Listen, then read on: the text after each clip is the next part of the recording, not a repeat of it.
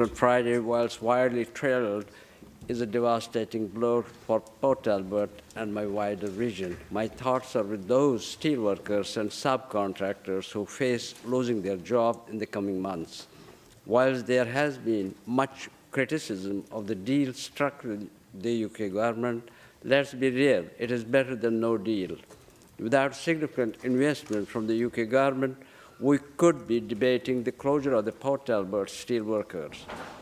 This worst-case scenario is a real possibility, and Plaid Cymru's talk of nationalisation and strike brings it ever closer. Do I think the rescue plan is perfect? No, it's not. It's far from it. While I accept the need to transition to cleaner, greener steel making, I don't accept that we have to take this cliff-edge approach. I would like to see a fair transition that maximizes jobs at the plant, that would see Blast Furnace 5 remaining operational until it reaches end of life. I know that Tata have commissioned independent engineering studies of the proposals put forward by the union, which concludes that the continuing blast furnace production while constructing the new electric arc furnace was not feasible due to the cost and risk involved, while I am sure we can collectively find a way forward that maximizes production and minimizes job losses. Minister, most important issue seems to be around the coke ovens and the fact that work on the arc furnace can't be undertaken safely while they are in operation.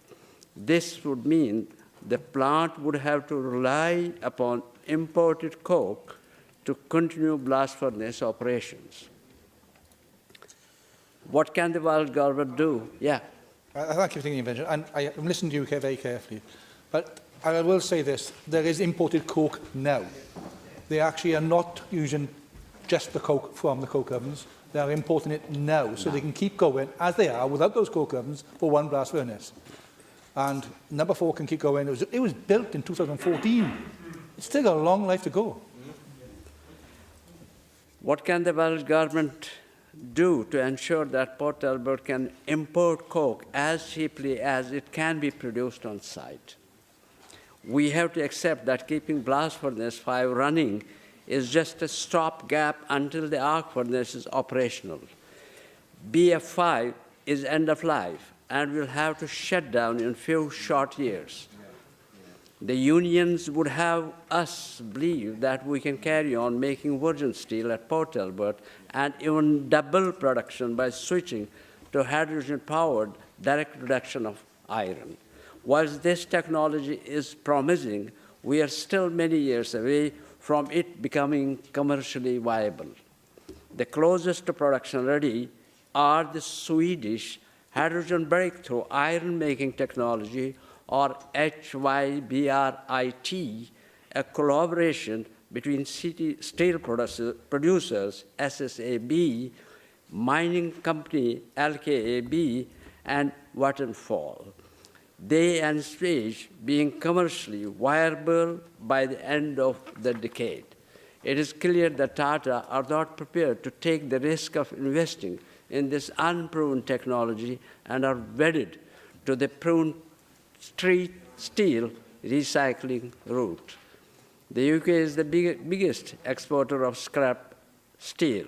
So from an environmental standpoint, it makes sense to go down this route. Hydrogen-based iron making might not appeal to Tata, but there is nothing stopping the Welsh government and the universities investing in developing the technology and spinning out their own green steel production.